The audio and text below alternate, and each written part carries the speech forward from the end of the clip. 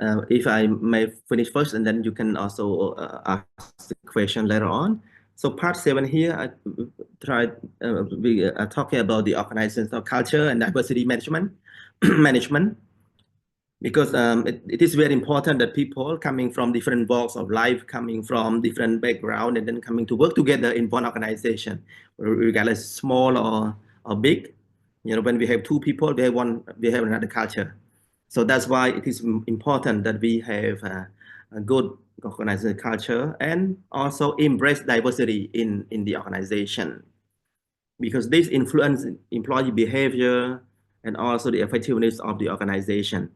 So we need to understand how we can ensure the good organizational culture and diversity management. How it is important, the organizational culture. First, when we're talking about the culture, we're talking about the values and beliefs and norms and practices, perhaps habits, hobbies, and also the psychological environment of the organizations. So the experience, how the employees interact, making decisions, work approach, all these are culture in one organization. Like I mentioned earlier, that people are coming from different homes, different countries sometimes, and then no one is wrong, no one is right, but then we come to work in one culture, in one organization, that one culture, one habit, I think the same belief, sharing the same values and moving forward and the same goals. And that is what we call culture. And culture, we can see in different forms. We can also hear in policies and interpersonal relationship, communication styles, and organizational rituals. Or sometimes we define it like what we call creating an implicit understanding among the team members. And sometimes that's why we also need to make it in paper or as a practice somehow that it need to be communicated among the team clearly. And then the elements, key elements include the core value and belief, norm, practice, ceremonies and symbols, artifacts, and that is the culture in another larger aspect. So the importance of organizational culture, it influences the behavior and performance, track and retain talents, and facilitate change management, as well as enhance organizational identity. And because if people do not understand each other, do not share the same value, and then even the performance, we cannot have good performance, cannot have good result at organization. Many conflicts may happen. They cannot collaborate well. So when we have good culture, they have shared commitment, they can collaborate better, they have a sense of belonging, and then leading to high performance and productivities. Especially if we want to attract and retain talent, the organization need to have a very good, clear, communicated culture. Because talent, when we're talking about talent, we're talking about talented people, skilled people, high value people. So they want to have a clear, good practices, cultures, not rule of a man, but they want to have a rule of the organization, one rule. So that's why talent like this. And also it is easy for us to facilitate the change management. If we do not understand each other, we do not coming and then uphold the same values, we do not have the same common purpose, and then change cannot happen. People may find change as opportunities, but some other people may find change as a threat to their career.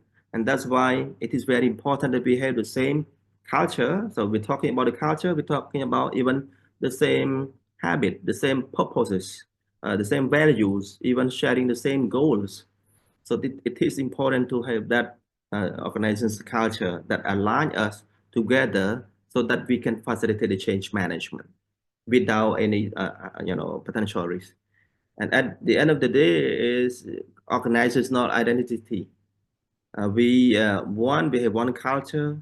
Maybe we have a group of people, we have group culture, but then when we are in organization, we need to ensure that we have organizational identity, branding. If people working together as a team toward building the brand of one organization, of one company, that we can enhance the reputation and brand recognition in the marketplace, like an example of Starbucks that we have just seen. And here are the element of the organizational culture: the value, belief, norms, and practices, rites, role, ceremony, symbols, and artifacts. And together with the culture, organizational culture, and then how can we, because one side we try to have share value, same common goals, same practices, but then there is a diversity in that. So how can we manage at the same time? Because we cannot avoid um, avoid the diversity in the team, even though we try to make us one. So how can we manage? But first, let's see what is diversity management. So refer to the strategy implementation of practices, policies that promote diverse and inclusive. And these are two important words: diverse and inclusive. Coming from different background, we may have different thinkings, but how can we work us together that benefit to all of us? So this is diversity management. Regardless, with the age, gender, race, ethnicity, sexual orientation, or disability or cultural background. We respect each other background, but we work as a team, and that inclusive. That is not easy work for the strategic leadership actually, but we have a way to do it, to manage. So the purpose of diversity management is create environment where all employees feel valued, respected, empowered, and then contribute to their fullest potential, regardless their background or identity. And then how is the approach is we go beyond compliance to embrace the strategic advantage of diverse workforce. So one side is the compliance, is the one identity, but also we need to recognize the diversity in the workforce, that we may have the intentional policy, leadership commitment, and also ongoing assessment to create fully inclusive environment. So let's go a bit into detail, because you can see the introduction that we try to balance between the one culture, one shared culture, and also the diversity management. So how can we, as a strategic management, in the strategic management and strategy leadership, we can do? First, we need to understand that diversity management is important in enhancing creativity and innovation, because we have different teams, they have different perspectives, different background, and then it helps us a lot with the alternative options in problem solving, or with innovative ideas to develop the company. And also diversity management help us to improve employee engagement, because we recognize the importance of everybody. So inclusive workforce foster belongings and respect. When individuals feel value for their unique contribution, they become more engaged and motivated. And then we can have a higher job satisfaction and productivity. And also reduce workforce conflict. When we recognize that everybody can be different, sometimes we may have misunderstanding when we do not understand one another. So that's why effective diversity management promote understanding and collaboration among employees from different backgrounds, helping reduce bias and conflicts in the workplace. Also reflect market demographics, and that is important. Some international company MNCs, they want their company to be multinational, and that even bring even a better branding for the company as well. For me, coming from from education, I would like to bring a bit, just one case study here, reflecting the market demographics. To show that yourself that you are international school, you need to have some set percentage of students from this country, from that country, nationalities. Even you call yourself international company, you have to have a mixture of diverse workforce in your company as well. Okay, so here are the strategy for effective diversity management. I think that everybody agrees it's not easy when we try to balance, on one hand is the shared culture, and then on the other hand is diversity. So leadership commitment is very important when you get people from different background, experiences, background in the education or living background. You are born in different places and coming to work together. So leadership commitment is very important to model inclusive behavior, to make sure that the team respect one another regardless different background you come from. And then training and education, very important that you provide the diversity training to help employees understand the importance of inclusion and develop skill of effective communication across differences. So even cross-cultural communications, global perspectives become key areas, topics in education now, even from a very young age. Inclusive policies, make sure that the policies also are made for everybody involved, even on hiring, on mentorship program, and all the policies in company, everyone can benefit from the policies.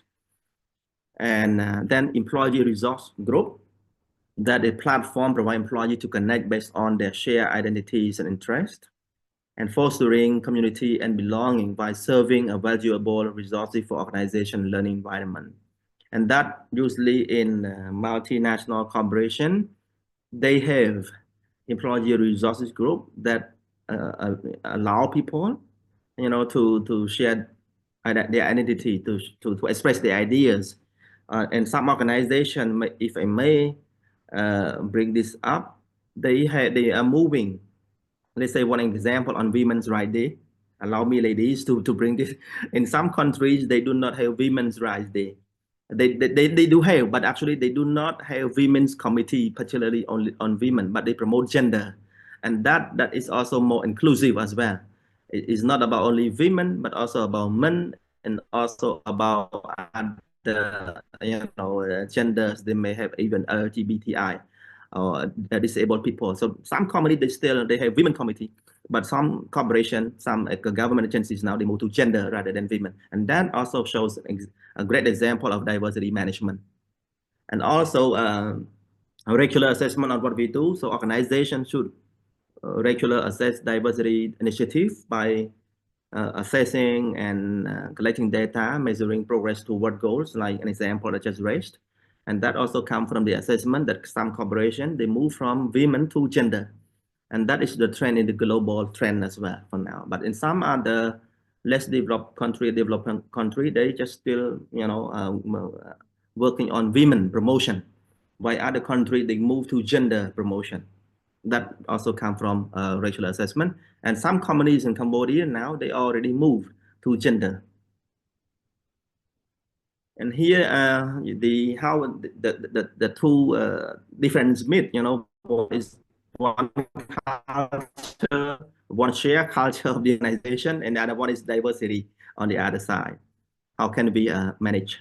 So first, mutual reinforcement. Organization culture and diversity management are interconnected and mutually reinforced.